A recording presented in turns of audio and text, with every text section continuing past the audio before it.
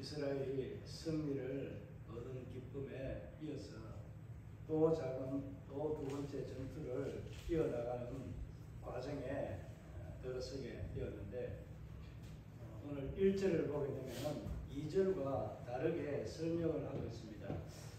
그러니까 2절부터 시작이 되어야 되는데 1절부터 시작이 되는데, 이 설명을 하나님께서 무엇을 위해서 이 1절에다가 내용 스토리상 뒤에 해도 될 말을 왜 앞에 넣어놨는지 우리가 이해할 수 있을 것입니다. 이것을 이해하기 전에 이제 지난 시간에 말씀을 우리가 들었던 그 6장에 있는 말씀, 여리고가 무너지고 그 여리고 승리로 인해서 여호수아가 그 승리의 기쁨에 있어서 다시는 여리고 성이 건축되지 않도록 그렇게 말했습니다. 그냥 건축하면은 처음에 건축의 기초를 시작하면은 놓게 되면은 첫 번째 장자가 죽을 것이고, 또 문을 달게 될 때에 이 막내, 오늘 본문에서는 막내라고 이야기하고 있지만은 실질적으로는 유력한 다음 후계자입니다. 왜냐하면 장자가 죽었기 때문에 그 장자권을 이어나갈 수 있는 후계자가 둘이라면은 아들, 큰아들, 작은아들 있다면은 그 둘째가 되고요. 중간에 있다면은 또 중간이 되겠지만은 어찌되었든지 간에 그 집안의 대가 끊기게 되는, 남자의 그 계보를 따라 내려가는 대가 끊기게 된다는 의미가 담겨 있습니다. 그러니까 이 여리고는 건축하면 된다 안 된다? 절대로 안 된다라고 여호수아가 하나님 앞에 은혜를 입고 이것을 저주하듯이 건축을 하지 못하도록 했습니다.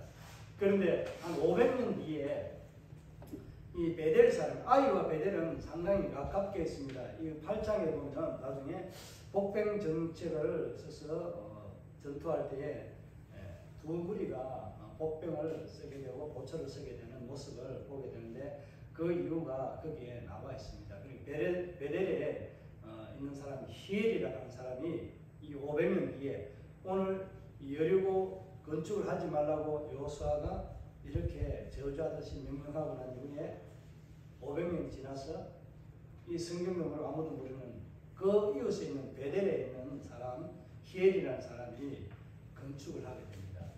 그래서 그 예언대로 이루어졌다는 것을 나중에 오늘 이 본문에서 26절에서 말씀하고 있습니다. 그러니까 하나님께 받아 말한 말은 어떻게 된다? 반드시 이루어진다는 약속의 말씀을 여기에 이미 이 500년 뒤의 사실을 이미 저주하듯이 예언하듯이 그렇게 분명하게 말씀을 해 놓았습니다. 그렇다면 우리는 하나님의 말씀에 대해서 얼마만큼 신뢰하고 얼마만큼 순종하면서 따라가고 있습니까? 누구를? 주님을 따라가고 있습니까? 정말 주님을 신뢰하면서 하나님의 말씀을 신뢰하면서 따라가고 있습니까? 오늘 이스라엘의 승리는 여리고의 이 승리로 끝나는 것이 아니라 단 한 번의 승리가 그들에게는 교만의 자리에 세우게 되었다라고 말할 수 있는데, 어떻게 보면은 한 사람의 범죄인데 이스라엘 전체가 고통을 당하고 패배를 당하게 되는 그런 요인이 되었던 것을 말씀하고 있습니다. 그리고 오늘 이 3절, 4절, 5절에 보게 되면은 이 내용들을 보면은 승리의 1절을 우리가 모르고 내용을 모른다고 보면은 2절에서부터 시작되는 1절이라고 치면은 이제 3절이 1절이 되잖아요. 3, 4, 5절을 읽게 되면은 여호수아가 승리의 영광에 그대로 기쁨이 우리에게 보장이 되어 있는 것처럼 그렇게 아이성에 뭘 보냅니까? 정탐꾼을 보내게 됩니다. 정탐꾼을 보내서 정탐하고 돌아와서 보고를 받으니까 이 아이성은 조그마한 성읍이고 작아서 우리 이스라엘 전체가 갈 필요가 없습니다. 약 한 2, 3천 명만 올라가도 이들을 능히 이기고도 남을 수 있고 진멸할 수 있는 그런 성입니다. 라고 보고를 하게 되는 거예요. 자, 우리가 여기서 한번 생각해 볼 것은, 하나님이 이스라엘에게 이 가나안 땅을 언제부터 약속하고 주신다고 했어요? 700년 전부터 준다고 약속해요. 아브라함에게 주신다고 했는데 이 약속을 아브라함의 후손들이 종살이를 하고 430년 만에 하나님 앞에 이 억울함, 하나님이 우리에게 주신다고 했던 그 땅, 약속의 땅을 하나님을 예배하도록 우리를 그 땅으로 인도해 주세요. 우리를 이 종의 멍에서 벗어나게 해주세요. 하나님 앞에 간곡한 기도를 하니까 하나님이 그때에 대해서 들어주신 거예요. 물론 하나님의 정한 기간이 그때이기 때문에 그렇기도 합니다만은 반드시 우리는 하나님 앞에 울부짖고 하나님 앞에 때를 써서 구하지 않으면 그 때가 되었다 한들 우리에게 무슨 의미가 있겠습니까? 내가 그것을 깨닫지 못하고 알지 못한다면 별 의미가 없습니다. 그냥 그저 그렇게 약속했기 때문에 주어지는 것이고 내가 받을 자격이 있기 때문에 당연하기 때문에 내가 이것을 받고 누리게 된다는 것을 말합니다. 우리는 당연한 것이 아니라 뭐라고 했습니까? 은혜라고 합니다. 그 작년 연말 시상식에 최수종 그 집사라고 알려져 있는데 이 집사님이 이야기를 한 게 모든 것이 은혜였다고. 내가 당연한 것, 누릴 만한 당연한 자격이 있는 것 같지만 세상 사람들은 나 그렇게 생각할 수 있지만 특별히 하나님 백성들은 모든 것이 은혜였다라고 고백해야만 합니다. 여리고를 승리로 이끌게 된 그 일들은 자기들이 고함을 잘 일어서 그 승리의 나팔 소리를 듣고 함께 한 목소리로 그냥 목소리를 내었더니 그 성이 무너졌는데 결과적으로 무너졌지만 그 승리의 함성이라고 하는 그 외침에 무너진 게 아니라 모든 것은 누가 하신 거예요? 군대대장, 군대 장관이신 예수 그리스도 우리 하나님이 그 모든 승리에 행하신 주인공입니다. 그 주인공을 믿는 믿음을 살아가는 그 백성들에게 오늘 여리고의 승리는 정말 대승으로 끝났습니다. 그 승리가 그들에게는 여전히 남아있기 때문에 아이성 전투를 하기 위해서는 그 성이 어떻는지 정탐하는 것은 필요합니다. 그걸 굳이 하지 않아도 됩니다. 여리고 성을 입성하게 될 때에 그때 정탐꾼을 보낸 것처럼 굳이 정탐하지 않아도 된다는 말씀을 드렸습니다. 이미 왜 하나님께서 승리를 보장해 두었기 때문에 그 승리의 보증서가 있는데 뭘 다시 인간이 가서 확인하고 이렇게 해야 될 이유가 있습니까? 여러분도 하나님께서 여러분에게 주신 응답이나 비전들이 있으면 그것을 내가 두드려서 가서 확인하고 또 점검하고 또 확인하고 점검해서 그렇게 해서 얻게 됩니까? 인간이 하는 하나의 행위일 뿐이지 어떻게 보면 아무런 의미가 없다고 말할 수도 있습니다. 전혀 의미가 없는 것은 아닙니다. 그런데 그것은 우리에게 하나님의 약속이 이미 주어졌다면 이런 불필요한 일들을 하지 않아도 된다는 사실입니다. 이게 믿음의 행위에서 수반된다면 굳이 아예서는 뭐 해야 돼요? 정탐하지 않아도 됩니다. 왜 승리의 영광이 우리에게 내게 주어진 기쁨이 있는데 그 승리의 주인공이 내가 주체가 되었다면 점검을 하러 가야죠. 정탐을 해야죠. 어떻게 싸우고 어떻게 대처할 것인지 분명히 해야 됩니다. 그러나 오늘 본문에 보게 되면 여호수아가 정탐꾼을 보낼 때에 알아보고 오라니까 그것은 적다라고 이야기합니다. 적어서 많이 갈 필요 없고 우리 모두가 갈 필요도 없고 소수 정예 2,3천 명만 좋게 올라가면은 이기고도 남는 승리가 우리에게 보장되어 있습니다. 라고 보고합니다. 제가 조금 설명을 드렸는데 지금 이 말을 할 때 여러분 어떤 생각이 드시나요? 승리가 보장이 되어 있다면 2,3천 명을 보내야 됩니까? 아니면은 정말 소수 정예에 특수부대와 같은 그런 몇 명만 보내도 승리를 얻을 수 있습니까? 없습니까? 이 계산상 안 씁니까?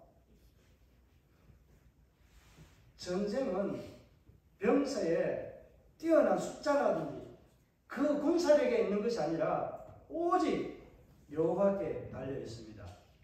하나님께 달려있는데 이 숫자가 무슨 의미가 있습니까? 숫자는 우리가 나이를 이야기할 때 숫자는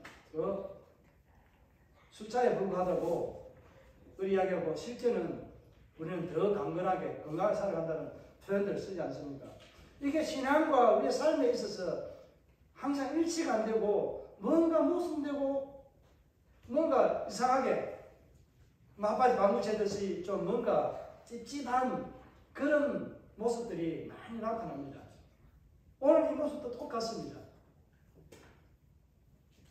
요수아가 정탐을 보낼 때 이 보낸 사람들이 돌아와서 정말 적은 숫자만 가도 되겠습니다 했을 때에 보내었습니다. 보내었는데 결과는 어떻게 됐어요?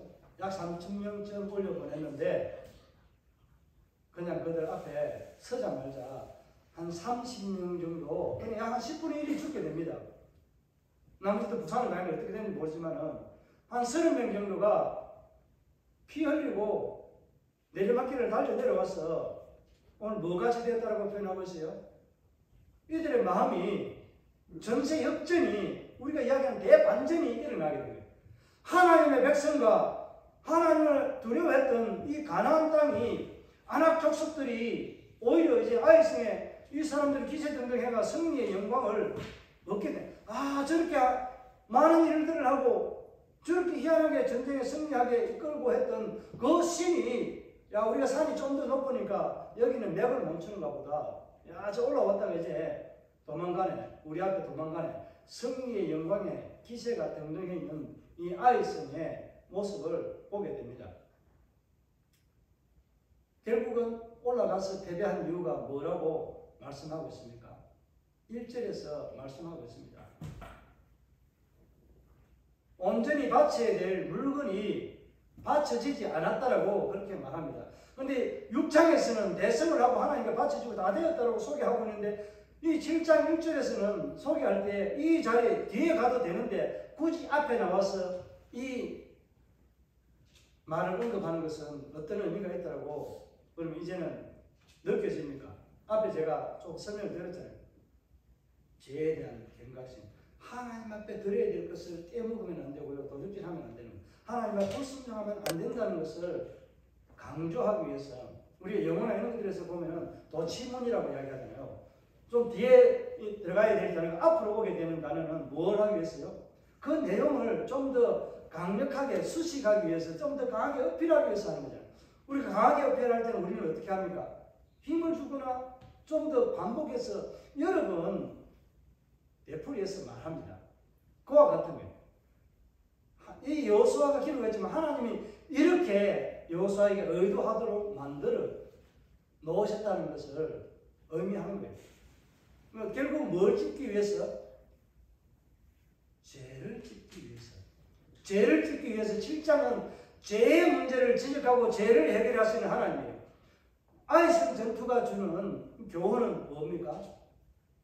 실패의 원인이 뭐였습니까? 하나님의 것을 도적질하는 것. 하나님의 말씀에 온전히 순종하지 않는 것. 이게 승리의 걸림돌이 되는 거예요. 나에게 이제 한번 질문하면 이런 겁니다. 우리가 믿음으로 살아가는데 우리가 어제까지는 승리하고 했어요. 오늘은 실패하는 이유가 무엇입니까? 여러분에게 믿음으로 살아가는 승리의 걸림돌이 무엇이냐는 거예요. 지금 죄를 지적하고 이렇게 하는 것이 아니라 결국은 뭐가 오늘 실패를 낳게 되었다는 거예요? 어제의 승리는 우리에게 주어진 승리가 보장이 되었고 약속이 되었는데 그 승리를 주셨는데 어제까지만 해도 오늘은 다른 전투 내 삶에서 믿음을 살아가는 그 믿음의 행위는 달라지지 않았는데 실패하는 이유가 뭘까요? 여러분이 실패했다는 것이 아니라 그렇게 실패하는 이유가 뭐라고 말하고 있는 거예요? 1절에만 있는 말씀이잖아요. 하나님의 말씀에 순종하지 않았다는 거예요. 온전히 밭이라고 하는 이 물건을 도둑질하고 그들의 장막 속에 숨겨두어서 감추어두었다고 합니다. 그래서 하나님은 여호수아에게 뭐라고 말해요? 여호수아가 오늘 이제 6절 이제 7절부터 계속해서 뭐라고 말합니까? 하나님 앞에서 그냥 밤새도록 법궤 앞에서 앉아있는 거, 장로들과 함께 있는데 하도 어이가 없으니까 우리가 승리하고 실패할 이유가 없는데 이 백성들이 피를 흘리고 백성들이 물처럼 녹아내려가지고 그냥 어물어물하게 그냥 물매기처럼 뼈가 묵게 문시 집안처럼 일어서지 못하는 주자들 실망을 남겨주고 적들에게는 승리의 기세가 등등하게 만들어준 이유가 무엇입니까? 도저히 아무리 생각해도 이유가 없습니다. 하나님 이스라엘 백성들을 다 광야길에서 그렇게 먹이고 입히시고 했는데 또 여리고 성에 승리를 주셨는데 왜 이 아이스는 조그마한 성에서는 실패하게 해가지고 이 백성들이 하나님의 영광을 드러내지 못하고 악인들 앞에 죽임을 당해야 됩니까?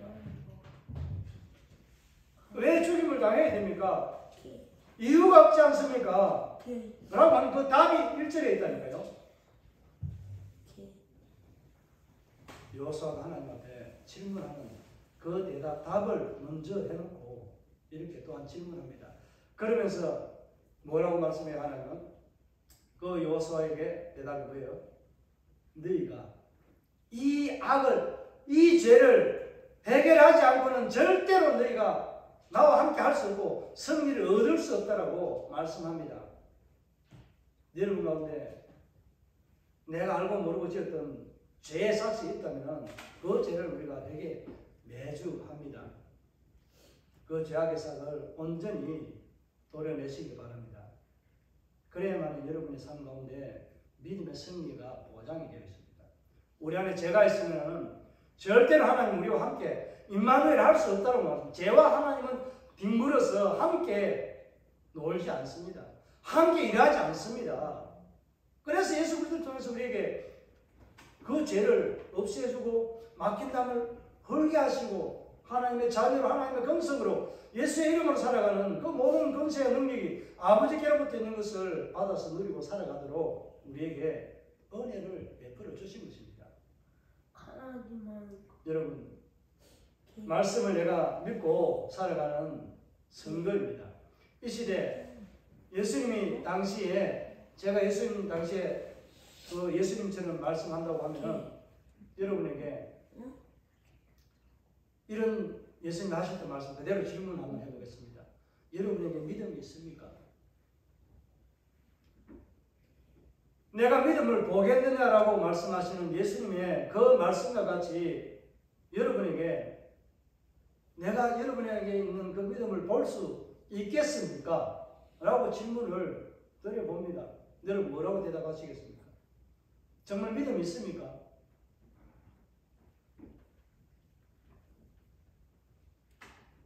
다 믿음이 있습니다. 그러나 그 믿음이 내 삶에서 얼마만큼 활동적으로 나타나고 있는가? 역사하고 있는지 한번 우리 자신들을 돌아볼 수 있는 시간들이 되기를 바랍니다. 왜 이스라엘이 아이신 전투에서 패배했습니까? 이유는 간단하잖아요. 이 말씀에도 기록되어 있잖아요. 1절에 있는 말씀을 다시 한번 읽어볼까요? 자, 1절입니다. 시작. 이스라엘 자손들이 온전히 바친 물건으로 말미암아 범죄하였으니 이는 유다 지파 레위 세라의 정손 삽디의 손자 갈리의 아들 아간이 온전히 바친 물건을 가졌습니다. 여호와께서 이스라엘 자손들에게 진노하십니다. 하나님은 죄에 대해서 분명하게 표현하고 계시는 것을 이렇게 말씀 통해 알 수 있습니다. 하나님은 죄를 얼마나 싫어한다, 좋아한다 알 수 있습니다. 하나님은 죄를 그냥 몸소리가 나도록 싫어하시는 하나님이십니다. 그 모습을 오늘 죄를 지적하면서 하나님이 진노했다는 표현을 쓰고 있습니다. 이제 우리가 이제 여호수아서를 보면서 6장이라든지 7장 오늘 이후에 있는 이 말씀들을 보게 되면 어떤 말씀들이 계속해서 나타나고 있습니까? 6장 1절에는 그냥 여리고 성이 굳게 닫히고 문이 닫혔다고 표현합니다. 그런데 오늘 이 말씀을 보면서 이 7장 1절에서는 죄를 지적하는데 이들은 여전히 죄의 이 실패의 원인이 뭔지 모르고 이스라엘은 여호수아는 백성들에게 명령하고 가고 있습니다. 우리가 죄에 대해서 무감각해지면 이와 같이 그냥 한 번 승리가 내 평생에 그냥 보장되어 있는 것처럼 갑니다. 그러나 우리는 완전한 승리 보장되어 있지만은 때로는 하나님과 멀어지고 순종하지 아니할 때는 실패하는 자리에 서게 된다는 것을 꼭 인식하고 살아야 됩니다. 하나님께서 승리를 보장해 주셨지만은 오늘 이스라엘 백성들이 실패하고 적들에게 쫓겨가는 신세가 된 것은 하나님 앞에 불순종한 겁니다. 하나님 말씀에 순종하지 못했기 때문에 그 약속을 지키지 않았기 때문에 일어난 참변입니다.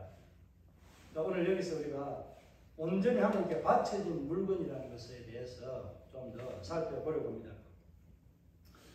이 온전히 바쳐졌다는 이 물건이라고 하는 이 말씀, 온전히 바치다라는 이 단어는 두 가지 의미가 담겨 있다고 했습니다.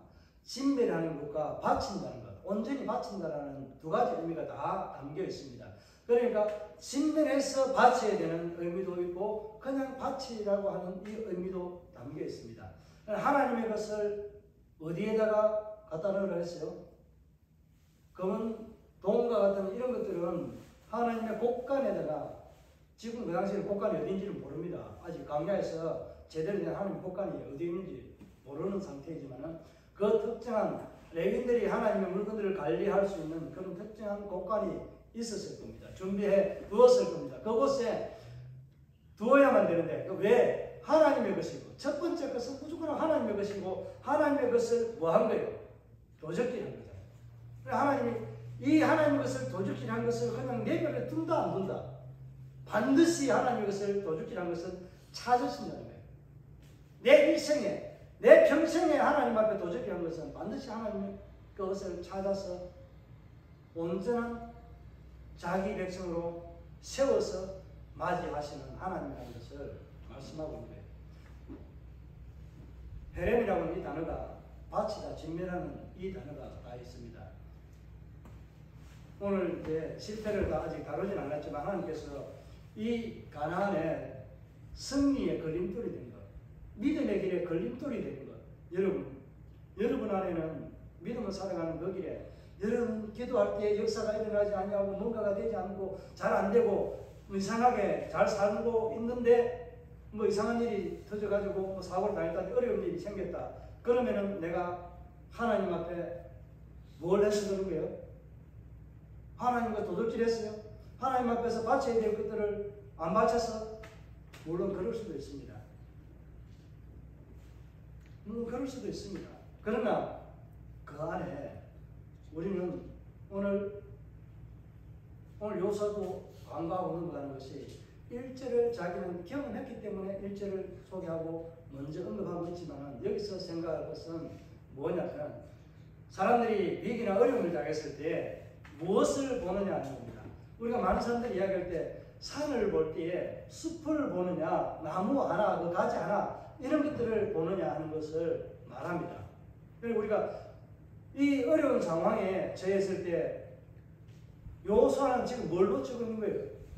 실패하는 원인을 하나님께서 무언가 말해주고 그 하나님께서 우리에게 답해주기를 원하고 찾고 있잖아요.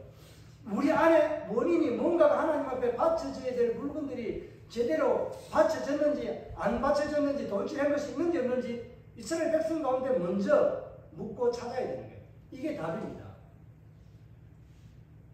요소가 뭐 이것을 안 해도 잘못이다 이런 게 아니라 우리는 이 말씀을 보면서 요소가 놓친 게 뭐다는 거예요?